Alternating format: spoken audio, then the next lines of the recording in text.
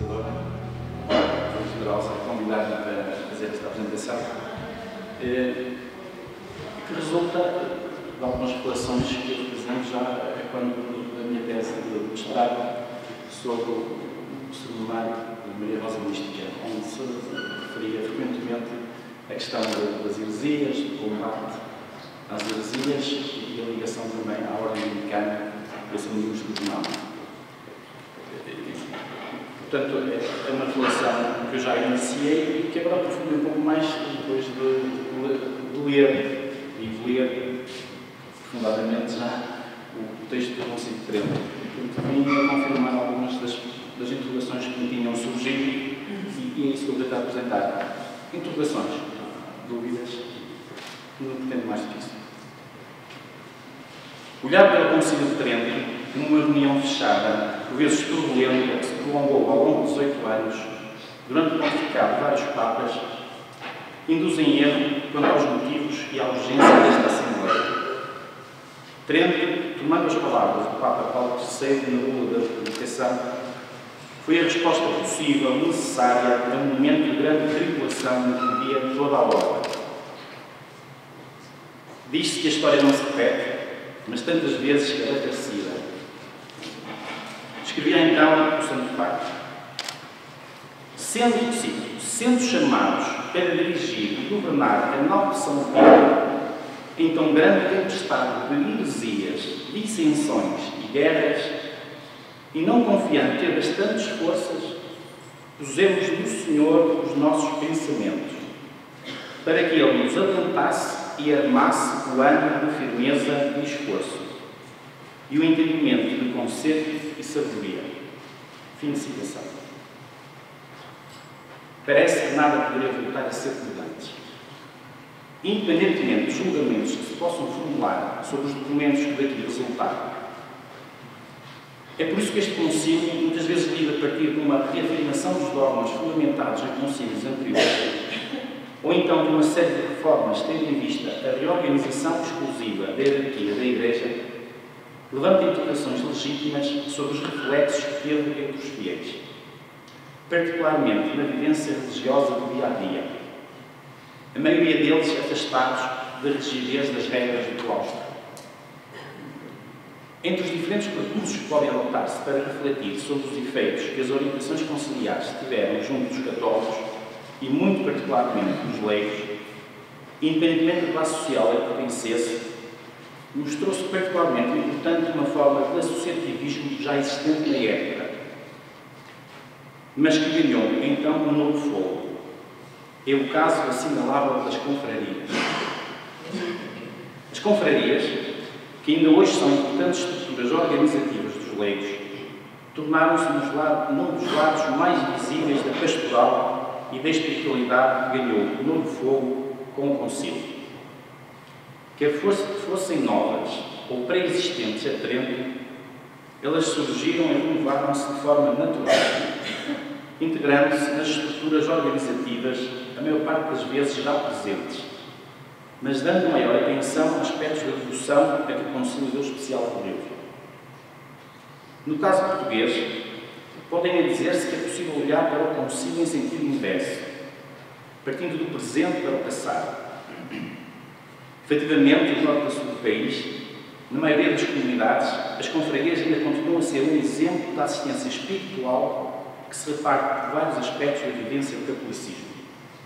Não só através da orientação doutrinal dos fiéis, mas também com uma ação muito concreta e eficaz no acompanhamento dos sacramentos, nomeadamente da confissão, Eucaristia, extrema unção e o consequente culto dos mortos.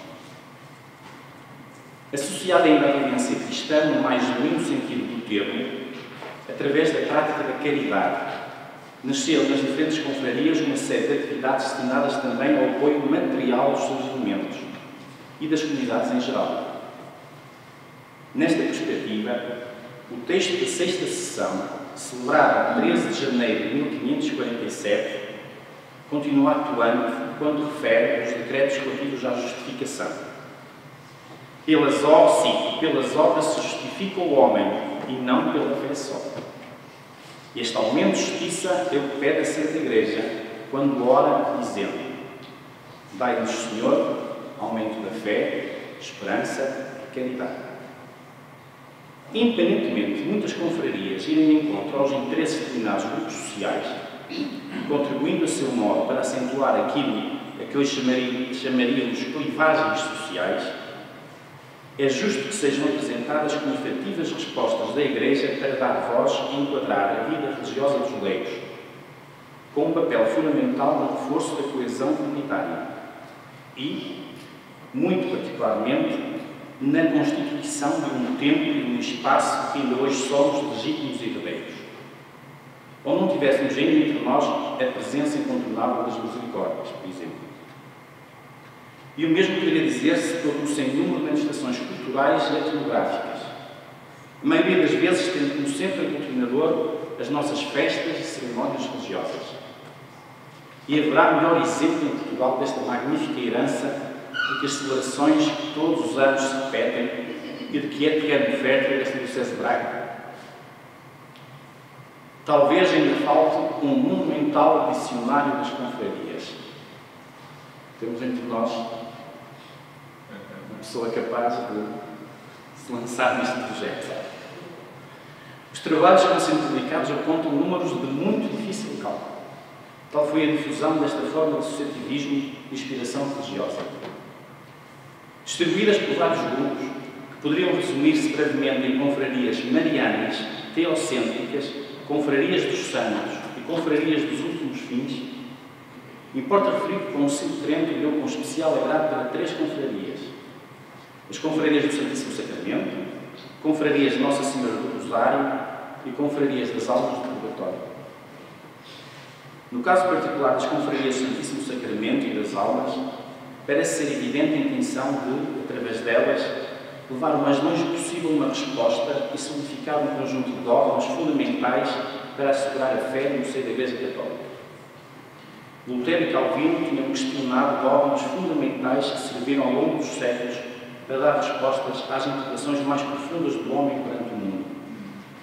E o texto conciliar, referente à primeira sessão, realizado dia 13 de dezembro de 545, afirma perentoriamente, cito: é de vosso beneplácito para louvar a glória da Santa e Indivídua Trindade, Pai, Filho e Espírito Santo, para o aumento da fé e religião cristã, para a extirpação das heresias, para a paz e união da Igreja, para a reformação do clero e povo cristão e para a abatimento e extinção dos inimigos do povo cristão, se determina o declaro sagrado e geral do Concílio Tridentino, começa e está principiado?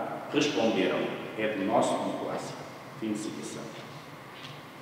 Do mesmo modo, na terceira sessão, realizada a 4 de fevereiro de 1546, resumem-se de forma muito clara 2 motivos para a realização do concílio: extirpação das heresias e reforma dos costumes, que foram a causa principalmente de se ter congregado. Não causará admiração, portanto, que o primeiro decreto conciliar seja a profissão de fé usada pela Igreja de Roma. Os documentos sucessivamente que vão sendo publicados consideram as 2 vertentes apresentadas: afirmação e defesa da fé e questões da reforma. Esta é claramente voltada para o interior da hierarquia da Igreja e, por isso mesmo, muito mais detalhada. Tendo em conta o tempo em que ocorreu e as dificuldades de comunicação sentidas, poder-se dizer que o Concílio estabeleceu o diálogo possível para aquele momento. Restava aos padres conciliares confiar no tempo e no auxílio do Espírito Santo. E neste ponto concreto, o diálogo direto com os leigos ainda era muito mais improvável e de difícil previsão. Na quinta sessão, celebrada a 17 de junho de 1546, as recomendações dirigidas aos pregadores são claras e apontam para uma perspectiva pedagógica da pregação, mas simultaneamente prática. Ao leigo bastaria saber de quanto basta para atingir a salvação. Seria supérflua qualquer outra instrução ou conhecimento que fosse além disso. Cito: do mesmo modo, os arciprestes, os curas e quaisquer parte, ou outros curas de almas, que de qualquer modo possuem igrejas, por si ou por outros sujeitos idóneos, se estiverem legitimamente impedidos, apacentem ao menos nos domingos e nas festividades solenes, com palavras saudáveis dos povos que lhes estão encomendados, conforme a sua própria capacidade e a deles, ensinando-lhes que a todos é necessário para se salvarem, declarando-lhes com palavras breves e claras os vícios de que se devem apartar e as virtudes que devem seguir para não incorrerem no castigo eterno e conseguirem glória celestial. Fim de citação. Talvez por estas orientações, mas também pelos novos tempos que se avizinhavam, Eugênio d'Ors afirma, cito, que o sentido anti-intelectualista foi, durante a Contra-Reforma, um fenómeno generalizado que levou à piedade. E em tempos mais amplos, a toda a vida religiosa é uma forma de romantismo. Não importa agora discutir a espiritualidade entre os povos do norte da Europa, abrangidos pela Reforma de Lutero, habilmente caracterizada por espiritualidades frias, e a espiritualidade católica do sul da Europa como espiritualidades quentes. Teremos a oportunidade de ler com mais cuidado esse estudo oportuno e elaborado pelo professor José Eduardo Franco no último congresso dos 500 anos da Ordem da Imaculada Conceição. Podem inclusive aceitar-se alguns destes reparos, contextualizados no longo tempo e em espaços mais propensos ao ethos e ao pathos do que ao logos. Mas seria de alguma ingenuidade olhar para Trento e para o texto conciliar como um documento isolado, acessível unicamente ao entendimento de um grupo restrito de bispos e de teólogos da Igreja. Na verdade, o concílio tornou-se num ponto de viragem pelo simples facto de ter chegado, apesar das dificuldades do tempo, aos respectivos destinatários, fossem eles clérigos ou leigos. À distância dos séculos e à luz dos documentos e das ações pastorais que lhe sucederam, o texto conciliar foi, efetivamente, uma porta aberta para toda a sociedade católica do tempo, hierarquia da Igreja e restantes fiéis. E entre os textos pós-conciliares, um houve que se tornou incontornável para que os dogmas da fé chegassem devidamente fundamentados a todos os cristãos, através dos seus pários. Tratava-se do Catecismo Romano, mandado editar por Pio V em 1566. No proêmio desta obra, na edição portuguesa, datada de 1590, 24 anos depois da edição papal, escreve-se, cito, pelo qual os padres do Universal Concílio Tridentino muito desejassem dar algum remédio saudável a este tão grande e pestífero mal, não nos pareceu que bastava determinar as mais graves conclusões da doutrina católica contra os hereges do nosso tempo. Mas, além disto, determinaram que deviam fazer que dessem alguma certa forma e regra de informar o povo cristão, começando dos próprios princípios da fé. Fim de citação. A tarefa de escrever um catecismo não foi propriamente uma novidade, pois o período anterior ao Concílio de Trento tinha sido terreno fértil para a difusão dos catecismos. O movimento protestante serviu-se deles para expandir o pensamento reformista. Lutero escreveu 2 catecismos com a intenção de fazer um resumo da fé de uma forma prática. O grande catecismo alemão, que era dirigido aos párocos, e um mais pequeno para clérigos de menos cultura e pais de família pouco instruídos. No primeiro caso, o grande catecismo apresenta uma estrutura muito idêntica ao catecismo romano. Explicação dos mandamentos, do credo, do Pai Nosso e dos sacramentos. Do mesmo modo ficou célebre o Catecismo da Igreja de Genebra, de Calvino, publicado em 1542, mais voltado para o ensino das crianças. Seria por isso mesmo injusto ignorar uma vontade muito firme por parte da Igreja Tridentina em não levar a cabo um ensino efetivo, pedagógico e devidamente fundamentado das verdades da fé. Esta preocupação era a pertença dos padres conciliares, pois tinham manifestado o desejo da criação de um texto claro na explicação dos dogmas, escrito em latim e na língua vulgar, destinado a ensinar as crianças e o povo iletrado. Na redação que se conhece, acabarei de ter como destinatários os padres, tornando-se uma referência para a instrução religiosa dos fiéis. Estes, todavia, não foram esquecidos. Teólogos e bispos encarregaram-se de o fazer.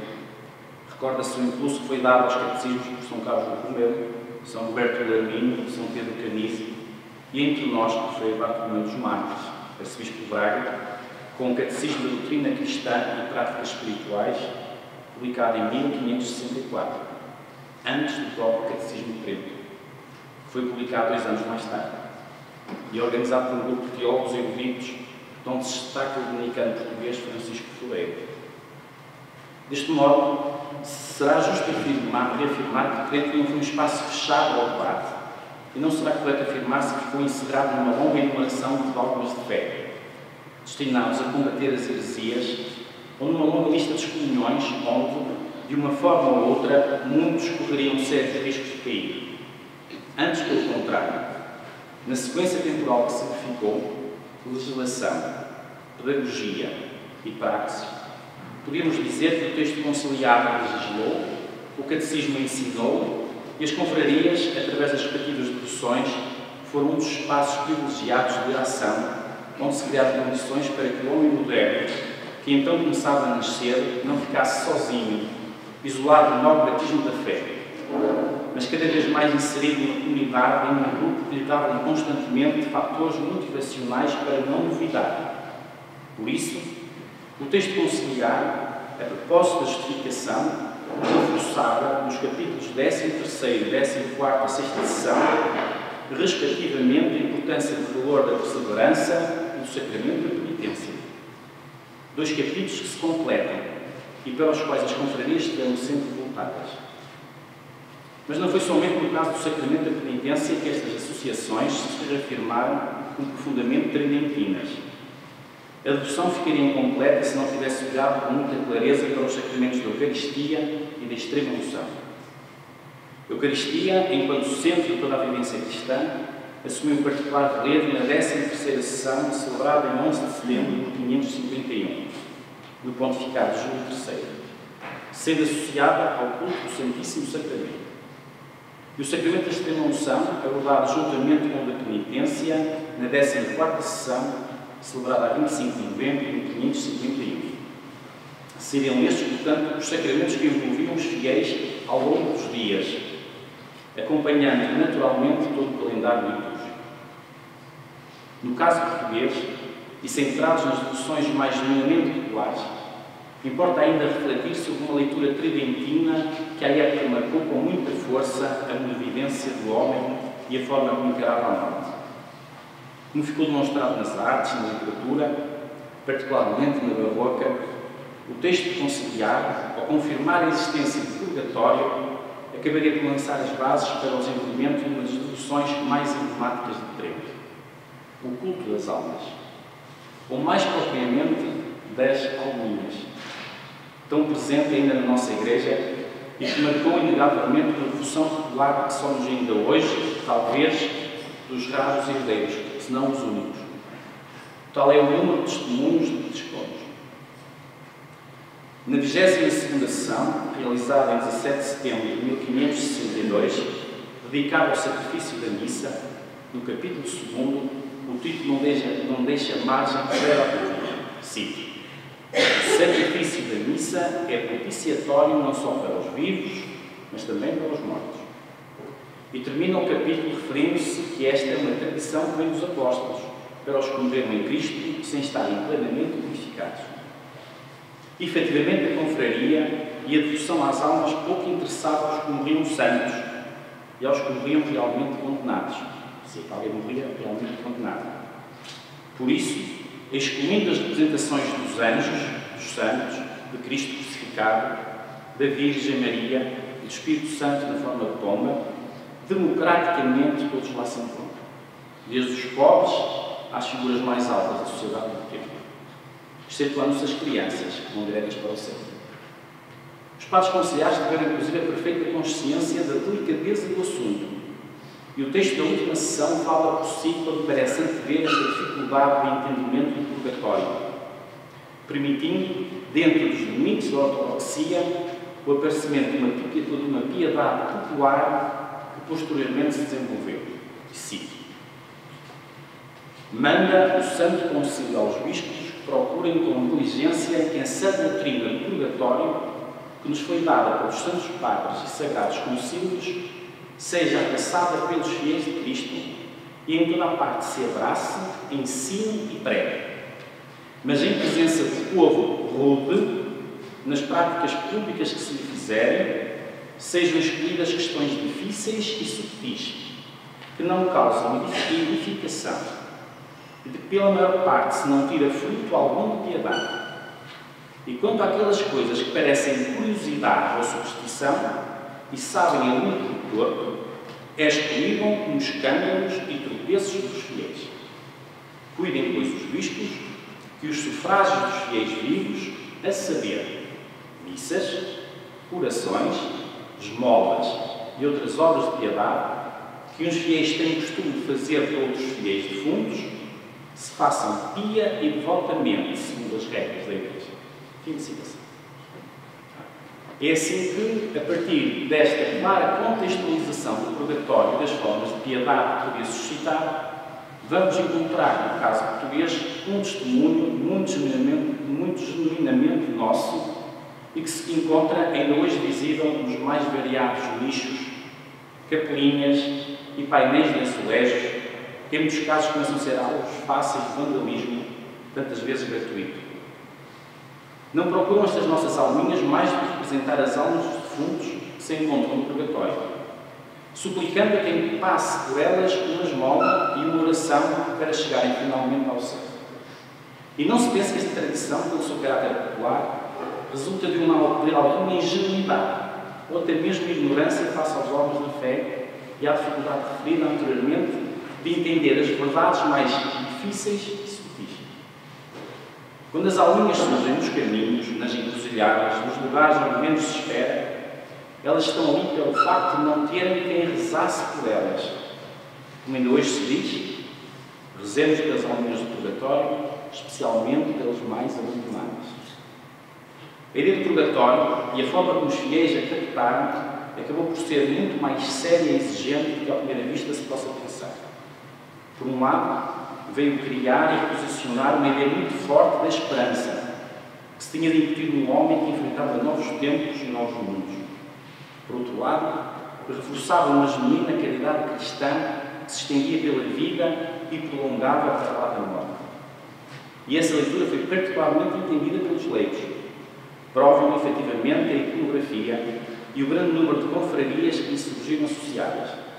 Na verdade, em muitos destes momentos, e nomeadamente no momento da morte, a confraria dava uma segurança acrescida, na medida em que era uma forma de garantir o direito a um funeral cristão, com acompanhamento da Irmandade e a obrigação de rezar pela salvação das almas dos irmãos defuntos.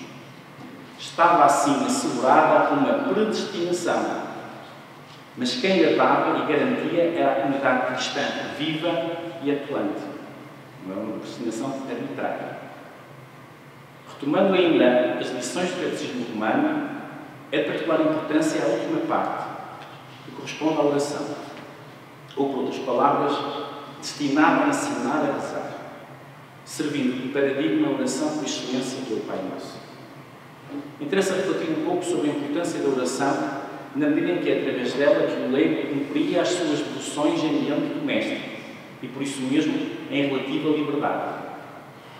Entre as várias orações que o cristão aprendia, importa destacar uma que deu origem a uma discussão popular que, muito embora não tivesse sido criada por Trento, recebe um impulso decisivo a partir de São Pio V. Independentemente dos fatores históricos que estiveram na instituição da festa em honra de Nossa Senhora do Rosário e da respectiva devoção, recorde-se que foi instituída para assinalar e agradecer a Deus pela vitória do Lepanto, alcançada pelas armas cristãs contra os turcos no dia 7 de outubro de 1571. Esta devoção enquadra-se também inteiramente no espírito tridentino de combate às heresias, pela tradição que esteve sempre ligada à associação à Ordem Dominicana e ao seu fundador, São Domingos de Guzmão. Quando se consulta a literatura da época sobre o Rosário, há um conjunto de lugares que são comuns e podem ser vistos como paradigmas desta projeção das reformas conciliares entre os fiéis, indo simultaneamente ao encontro dos seus interesses, ao mesmo tempo que era assegurada a inteireza da ortodoxia. Assim se entende que nestes manuais, em plena consonância com a última parte do Catecismo Romano, se acrescente uma segunda oração de referência de qualquer católico, Ave Maria. Juntas, estas duas orações, Pai Nosso, Ave Maria, são entendidas como o centro da piedade do fiel leigo, que não tinha acesso aos livros de horas, mas que no entendimento mental dos significados dos mistérios do Rosário e na repetição destas duas preces, através da oração vocal, tinha acesso à oração em toda a sua plenitude, quer fosse particular ou em comunidade. O círculo da oração do Rosário era tão perfeito que o mesmo não só era destinado aos leigos, como a todos os dignatários do clero. Particularmente esclarecedor é o testemunho que dá o Padre António Vieira na prática da oração do Rosário. Como em tantos outros momentos da vida e da obra do jesuíta, também nesta discussão pode ser esclarecedor sobre a forma como a Igreja em geral, a Companhia de Jesus e demais ordens religiosas a promoveram como forma de diálogo privilegiado entre o espírito do concílio e os fiéis em geral, inclusive os mais pobres e necessitados. É por isso que, entre as principais confrarias que saem reforçadas da influência tridentina, são as dos Rosários que vêm a ter particular implementação na América e por toda a África. No caso do Brasil, de uma forma muito particular entre os escravos. Vieira esteve tão atento a esta discussão que a encarou numa perspectiva didática e catequética da oração, como se pode ver no conjunto dos 30 sermões do Rosário, assumindo-se a seu modo como pregador e como teólogo, mas também como mais humilde e fiel, como se de um leigo se tratasse. No primeiro caso, encontramos testemunhos disso no primeiro sermão que pregou na confraria do Rosário. Ainda não era sacerdote. E já nesse texto se podem ler algumas das palavras mais violentas na denúncia das injustiças e do sofrimento humano. Como também foi nos sermões do Rosário que refletiu sobre a oração, já no fim da vida, aproveitando as últimas forças que lhe restavam para cumprir uma promessa feita à Nossa Senhora. Mas foi também Nossa Senhora do Rosário que recorreu para combater, enquanto soldado inaciano, a heresia. Por isso pregou um dos sermões mais curiosos a este respeito, o sermão 11º, e cito: de sorte que examinadas não em comum somente, senão também em particular todas as heresias, todas as blasfémias, todos os erros de todas as seitas, de todas as idades, de todas as terras, de todas as nações e de todos os infiéis do mundo, todas no Rosário estão detestadas, todas no Rosário condenadas, todas no Rosário confundidas e todas no Rosário anatematizadas. Fim de citação. A leitura deste sermão, que à primeira vista pode encerrar algum exagero barroco, é uma peça eloquente que mostra um conhecimento profundo de Vieira acerca da história da Igreja neste capítulo, particularmente das sucessivas heresias que se foram estabelecendo e desaparecendo ao longo dos séculos. Se a contagem não teve nenhum lapso, contam-se 100 nomes eclesiásticas ao longo do texto. É assim que, partindo dos 15 mistérios que constituem a oração mental do Rosário, vai sucessivamente fazendo desfilar as heresias que eram contrárias aos mistérios da fé. Veja-se o exemplo do primeiro mistério, quando apresenta a encarnação.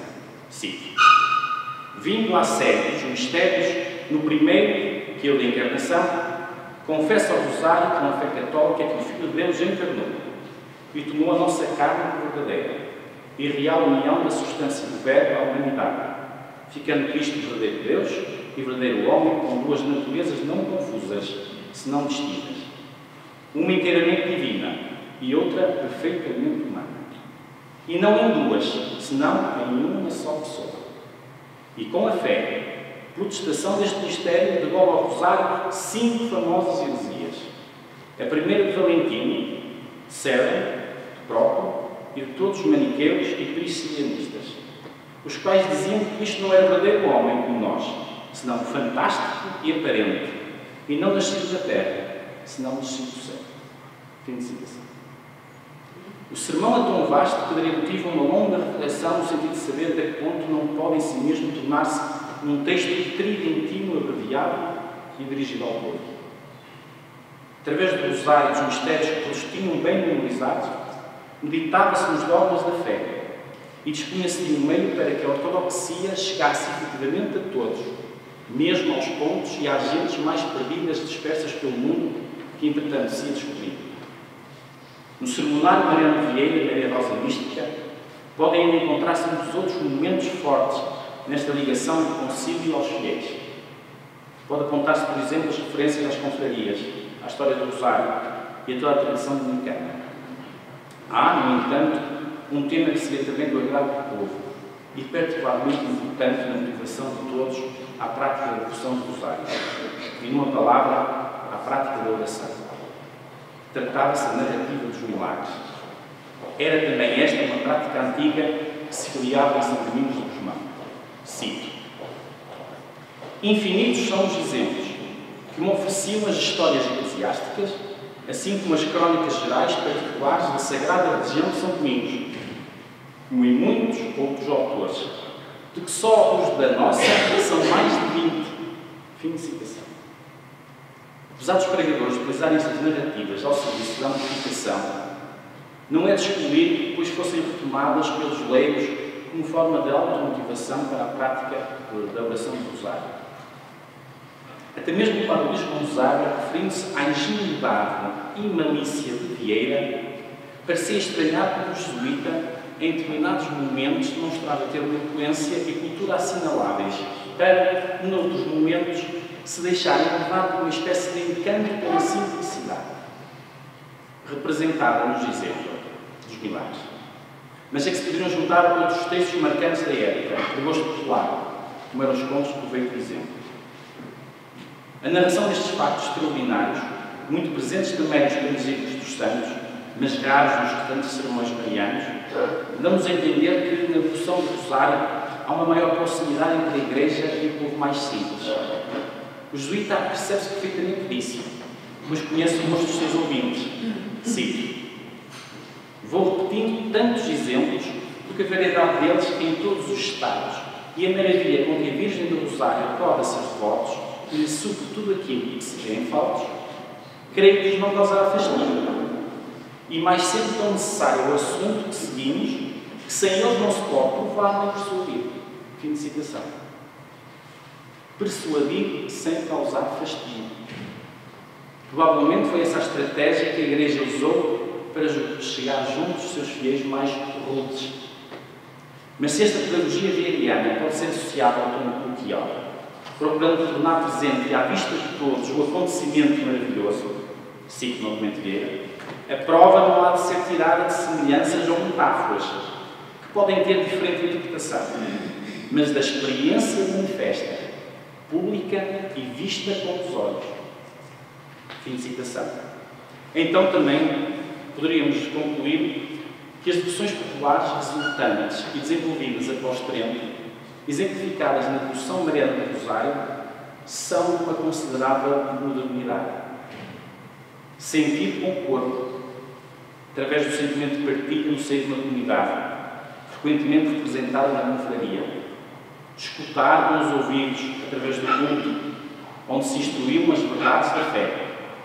Finalmente, ver com os olhos, através das devoções populares, fossem elas da oração vocal, das imagens ou através das narrativas miraculosas. Assim sendo, e tomando o tema central deste congresso, permitam que escolha a opção restaurar Trento. Obrigado.